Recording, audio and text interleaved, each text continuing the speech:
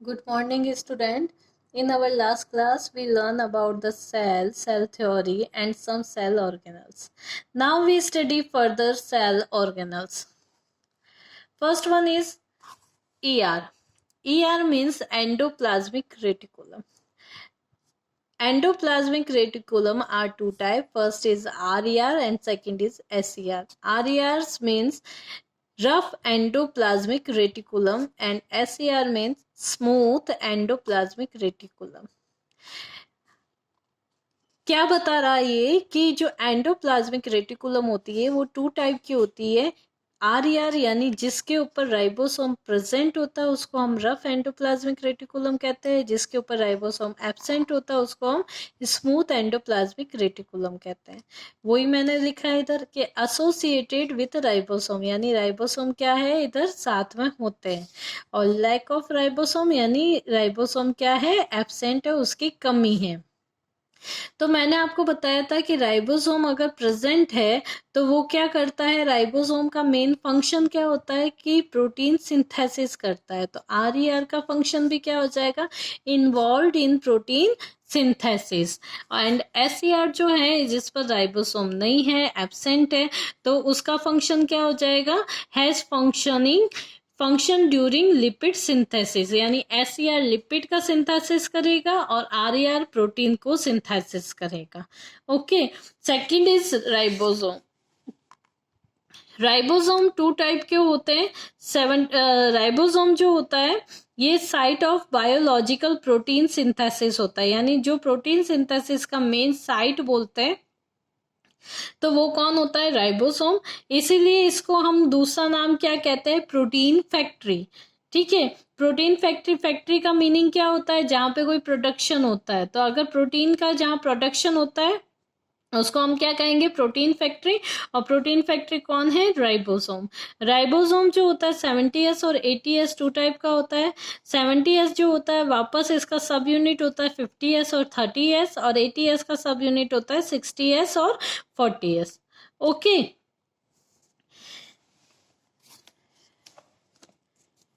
next is Golgi apparatus. Golgi apparatus is flattened sac-like structure arranged in a bundle.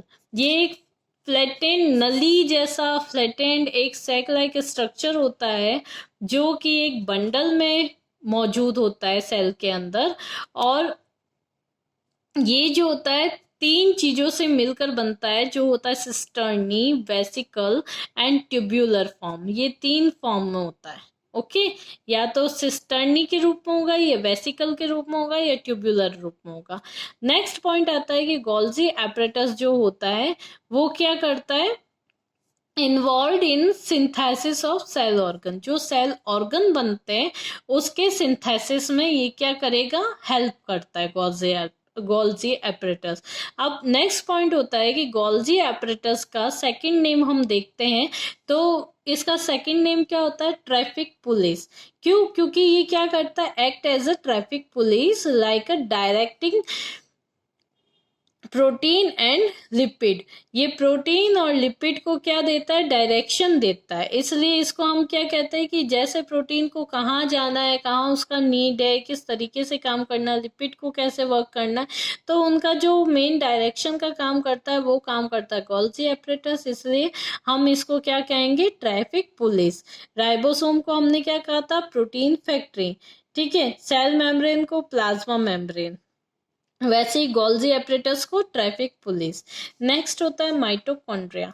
Mitochondria जो होता है इसको हम दूसरा नाम इसका क्या है, powerhouse of the cell. जैसे अपने यहाँ पे लाइट वगैरह के लिए पावर हाउस होता है, वैसे ही एनर्जी के लिए अपने बॉडी के अंदर कौन होता है, पावर हाउस माइटोकॉन्ड्रिया। और इसमें पावर किस रूप में होती है, एटीपी के फॉर्म में होती है।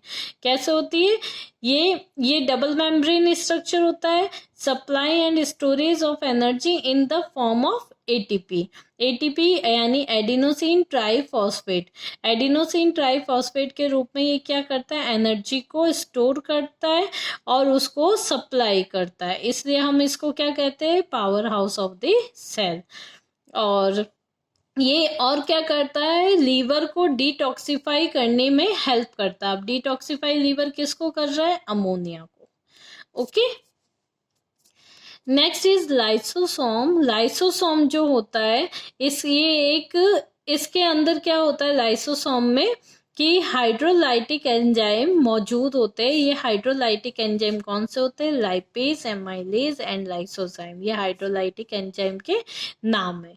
ठीक है, और ये हाइड्रोलाइटिक एंजाइम करते क्या है? Help to degradation of macromolecules, कि जो भी मैक्रोमोलिक्यूल्स होते हैं उनको डिग्रेड करने का काम कौन करता है? Hydrolytic enzyme. और वो कौन से होते हैं? Lipase, amylase and lysozyme. But some time क्या होता है कि ये खुद की ओन सेल को क्या कर देते हैं? ऑटोलाइसिस कर देते हैं, यानी उसको ही खा जाते हैं, उसको ही खत्म कर देते हैं। इसलिए इसको हम क्या कहते हैं? Known as a suicidal bag, because containing a lytic enzyme and responsible for intracellular digestion, perform autolysis of unwanted organelles. Lysosome burst their own cell. Okay, समझ आया क्या होता है कि लाइसोसोम जो होता है इसको सुसाइडल बैग क्यों कहते हैं? क्योंकि ये अपना ओन सेल को खत्म कर देता है।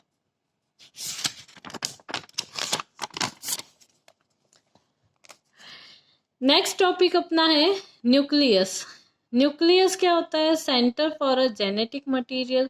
मेन जो सेल होता है उसका सेंटर पॉइंट होता है, जेनेटिक मटेरियल इसमें मौजूद होता है। और ये किससे कंसिस्ट होता है, किससे मिलकर बनता है? तो वो होता है क्रोमेटिन, आरएनए, डीएनए, न्यूक्लियोलस। ठीक है, न्यूक्लियस के स्ट्रक्चर के अंदर क्या क्या प्रेजेंट होता है? क्रोमेटिन मटेरियल होता है, आरएनए होता है, डीएनए होता है और न्यूक्लिक एसिड होता है। आरएनए मीन्स, डीएनए मीन्स क्या होता है? DNA deoxy ribose nucleic acid और RNA ribose nucleic acid. Nucleus को हम दूसरा नाम क्या कहते हैं? Brain of the cell. अगर कोई आपसे पूछ ले कि ब्रेन ऑफ द सेल किसको कह रहे हो, उसको डिस्क्राइब करो, तो आपको न्यूक्लियस को डिस्क्राइब करना है। और ब्रेन ऑफ द सेल क्यों कहते हैं? क्योंकि ये क्या करता है? Command proper function of cell, यानी सेल को किस तरीके से काम करना है उसमें मेन कमांड कौन देता है? न्यूक्लियस।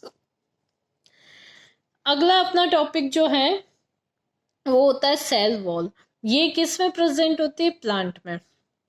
जब हम देखते हैं एनिमल सेल जो होती है और प्लांट सेल जो होती है, इनमें कुछ ऑर्गन तो सेम होते हैं और कुछ ऑर्गन अलग भी होते हैं। तो अभी तक जो देखे थे वो ऑर्गन आप दोनों में बताएंगे, और प्लांट की जब आप डिस्क्रिप्शन करेंगे तो ये सेल वॉल है, वैक्यूल है, क्लोरोप्लास्ट है, या एडिशनल में बता दीजिएगा। सेल वॉल क्या होता है? सेल वॉल एक एडिशनल नॉन लिविंग लेयर होता है जो कि सेल को क्या देता है? एक्स्ट्रा प्रोटेक्शन देता है और फिल्टरिंग मैकेनिज्म देता है। और ये किसकी बनी होती है? सेल्यूलोज की बनी होती है। यानी जो सेल है उसका सेल मेम्ब्रेन होता है, उसके ऊपर एक एडिशनल लेयर होती है जो उसको क्या देती है? अलग से प्रोटेक्शन देती है सर्वाइव करने के लिए। तो उसको हम क्या कहते हैं? Cell wall. और वो केवल प्लांट में होती है, एनिमल में ये सेल वॉल एब्सेंट होती है। देन अगला होता है वैक्यूल। वैक्यूल जो होता है एनिमल सेल में छोटे छोटे होता है, बट प्लांट सेल में काफी बड़ा लार्ज साइज का होता है। तो वैक्यूल में होता है मेम्ब्रेन बाउंड स्ट्रक्चर होता है कंटेनिंग फ्लूइड, वाटर और न्यूट्रिएंट। कई बार वैक्यूल क्या होता है? एक थैले जैसा दिखाई देता है और उसके अंदर क्या भरा होता है? फ्लूइड भरा होता है, कभी एयर भरा होता है, कभी वाटर भरा होता है। तो जिस तरीके का वैक्यूल होगा उसको उसी तरीके से हम उसका नाम भी दे देंगे। ओके, और प्लांट में ये बड़ा वैक्यूल होता है और एनिमल में छोटे छोटे वैक्यूल्स होते हैं। क्लोरोप्लास्ट।